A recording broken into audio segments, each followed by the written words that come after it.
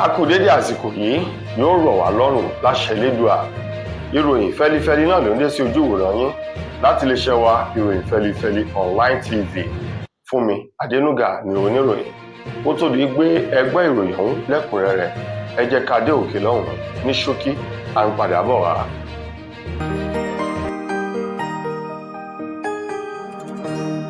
Ìròyìn fẹ́lifẹ́li TV, àjààbálẹ̀ làwọn ìròyìn ti wà, máa wò lóòrèkóòrè.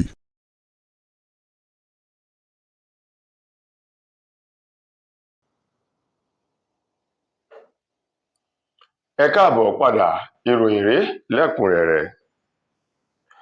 Lórí akitiyan ìjọba àpapọ̀, ìjọba ìpínlẹ̀ àti àwọn ẹ̀ṣọ́ aláàbò gbogbo lórílẹ̀‐èdè Nàìjíríà láti lè jẹ́ kí àlàáfíà kó jọba nílẹ̀ yìí, kí orílẹ̀‐èdè Nàìjíríà náà kó lè dùn kó sì lè ní ìfọkànbalẹ̀ fún gbogbo mùtúmùwà. Àwọn àgbààgbà ní apá gúúsù ìwọ̀ oòrùn nílẹ̀ yìí, àwọn náà ti jókòó yí tábìlì pò láti fi oríkorí fún ìkùlùkù ọ̀nà táwọn náà yóò gbà láti ṣe ìrànwọ́ àtìlẹ́yìn fún ìjọba àpapọ̀, ìjọba ìpínlẹ̀ tó fi máwọn ẹ̀ṣọ́ aláàbò náà kí àlàáfíà kó lè jọba ní apá gúúsù ìwọ̀ oòrùn. Nínú ìpàdé èyí tó wáyé eléyìí tí ẹni tó jẹ́ ààrẹ ọ̀nà kakanfò ní ilẹ̀ Yorùbá tó ṣe àgbékalẹ̀ ìpàdé rẹ̀ tó ń ti àwọn àgbààgbà lápá gúúsù ìwọ̀ oòrùn èyí ní ilẹ̀ Yorùbá tí wọ́n ṣe àgbékalẹ̀ ìpàdé kan èyí tó dá fìrìgbàgbó lórí ètò ààbò nílẹ̀ wa Nàìjíríà àti ní apá gúúsù èyí ọ̀gbẹ́ni Ìbà Gani Adams. Ìpàdé ọ̀hún tó wáyé nínú gbọ̀ngàn kan ní Ọ̀rẹ́gùn ní Ọjọ́ta ní ìpínlẹ̀ Èkó lọ́jọ́ Ìṣẹ́gun. Níbẹ̀ ni wọ́n ti tẹnu bọ̀rọ̀ èyí táwọn náà sọ gbogbo ọ̀nà tí wọ́n lè gbà láti lè rí dájú wípé àlàáfíà ó jọba.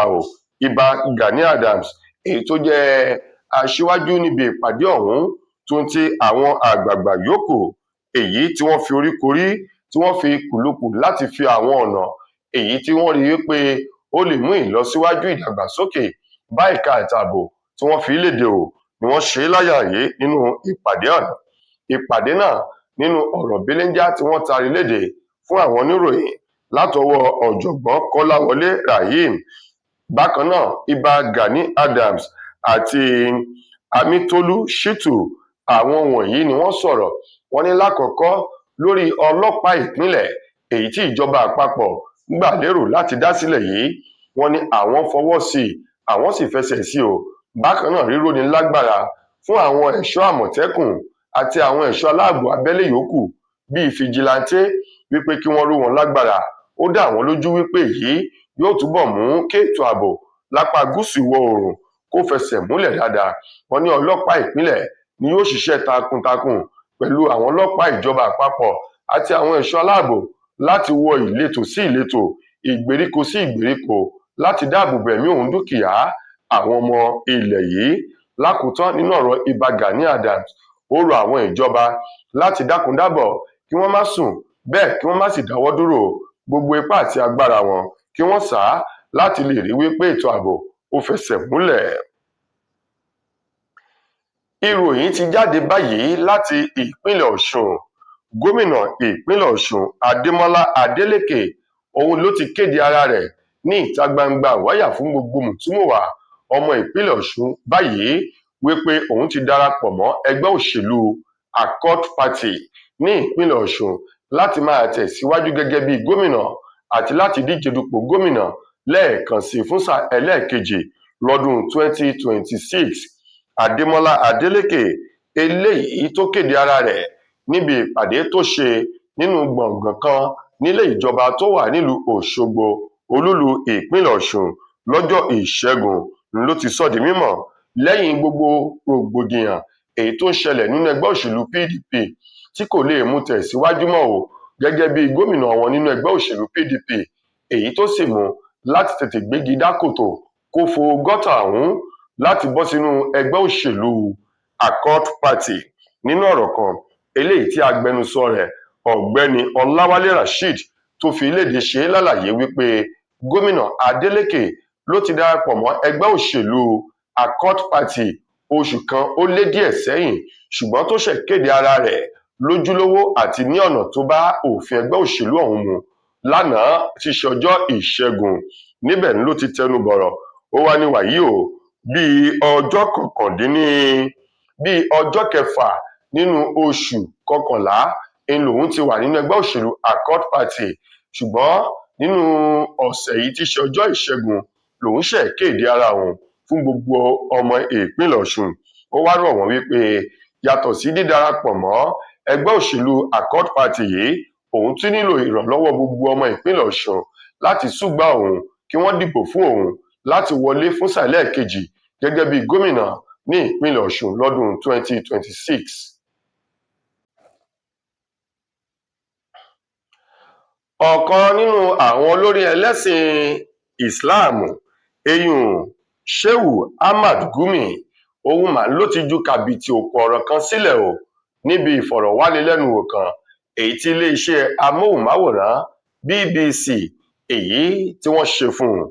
Shehu Gumi sọ wípé jíjí àwọn ọmọ léńjeléńje àwọn akẹ́kọ̀ọ́ gbé ó ló sunwọ̀n ó sì dáa ju pípa àwọn ológun Nàìjíríà lọ.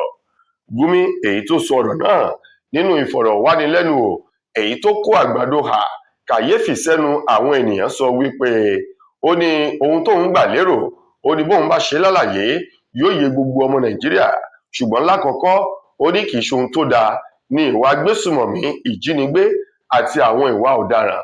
Ó ní gbogbo ohun tó ní ṣe pẹ̀lú ìwà ọ̀daràn ni kò dáa rárá.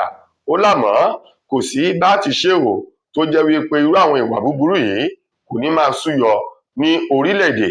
Ó ní lọ́wọ́ yìí bọ́n ṣe ń jí àwọn akẹ́kọ̀ọ́ gbé, tí wọ́n ń jí àwọn ènìyàn gbé, tí wọ́n sì ń pa àwọn ológun yìí jẹ́ ohun tí òun ò faramọ́, tí ò sì dáa. Ó lámọ̀ nínú méjèèjì ìkan tẹ̀wọ̀n jù kan lọ. Ó ní kí wọ́n máa jí èèyàn gbé ó sì dáa, ó sunwọ̀n ju kí wọ́n máa pa èèyàn.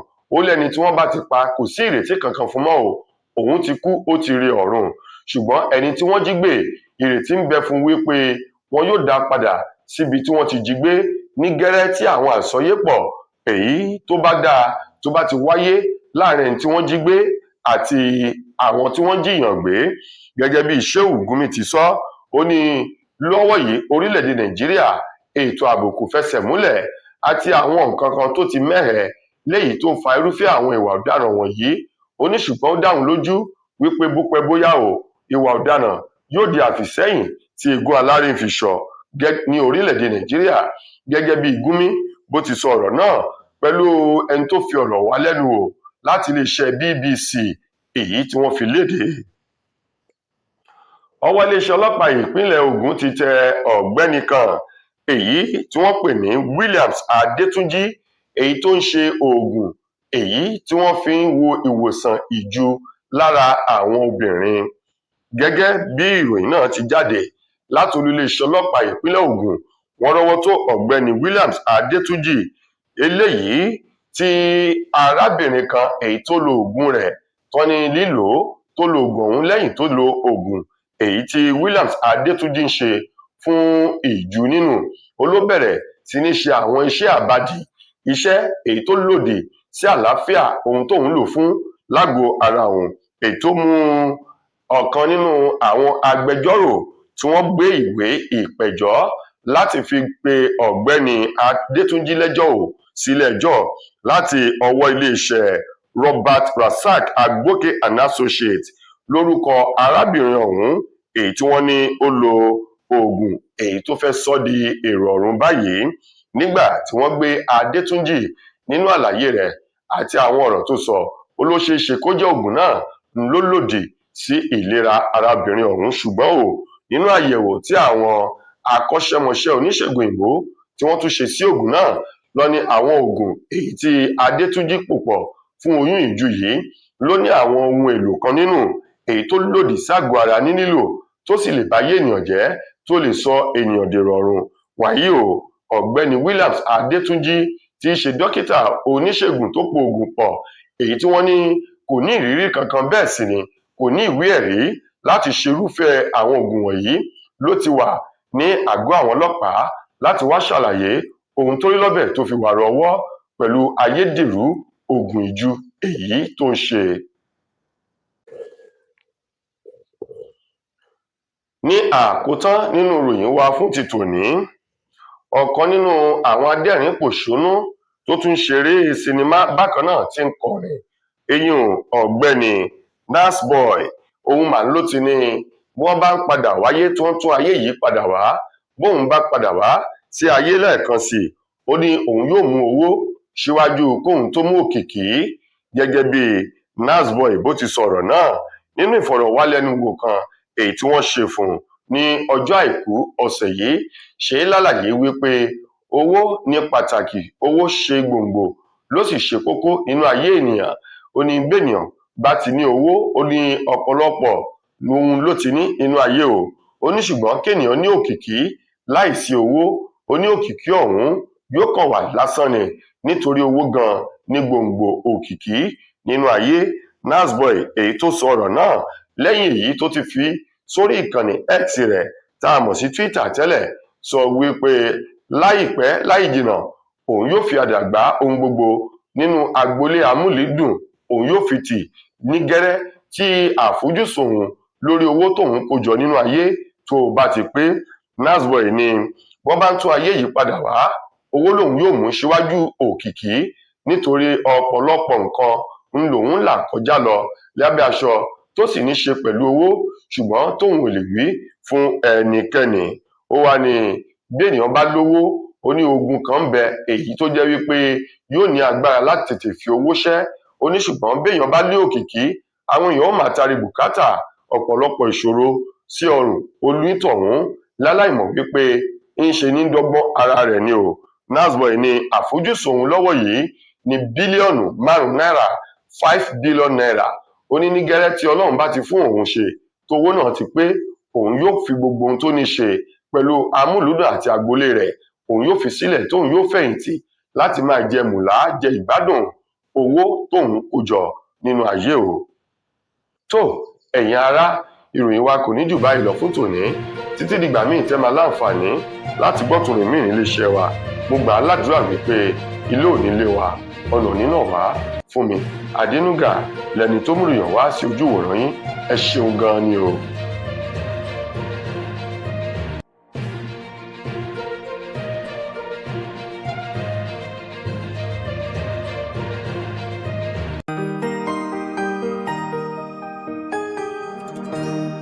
Ìròyìn Fẹ́lifẹ́li TV, àjààbálẹ̀ làwọn ìròyìn ti wà, máa wò lóòrèkóòrè. Mo kí gbogbo ojú tí wò mí ti ń gbọ́ mi jákèjádò orígun mẹ́rẹ̀ẹ̀rin àgbáyé. Orúkọ mi ni Ambassador Àkànfẹ́ Ìwò tí mo jẹ́ agbẹnusọ fún iléeṣẹ́ X2 Ultimate Herbal International Limited. Níléeṣẹ́ wa bí láti màmọ̀ dájú nǹkan kan tí eléyìnbó ń pè ní health is wealth, ìlera lọ́rọ̀. Kì í ṣàfẹnujẹ́ nìkan tá a bá ń gbọ́ ní sétí, torí ogunlọ́gọ̀ àwọn èèyàn ni wọ́n ń kojú àìsàn tí a pè ní ìfúnpá gíga. Ìdí nìyí tí iléeṣẹ́ X2 Ultimate Herbal fi ṣètò oògùn ìfúnpá gíga fún ní powder àti ní olómi. Kò tán síbẹ̀, oògùn ìtọ̀ ṣúgà ó wà ní iléeṣẹ́ X2 Ultimate Herbal International Limited ní powder àti ní olómi. Òun náà lẹ̀ ń wò yìí. Oògùn ọ̀pẹ́ ẹ̀yìn wà tí a ti ṣe lọ́jọ̀ fún ẹni tó bá ń kojú ọ̀pẹ́ ẹ̀yìn torí gẹ́gẹ́ bí ìṣòro.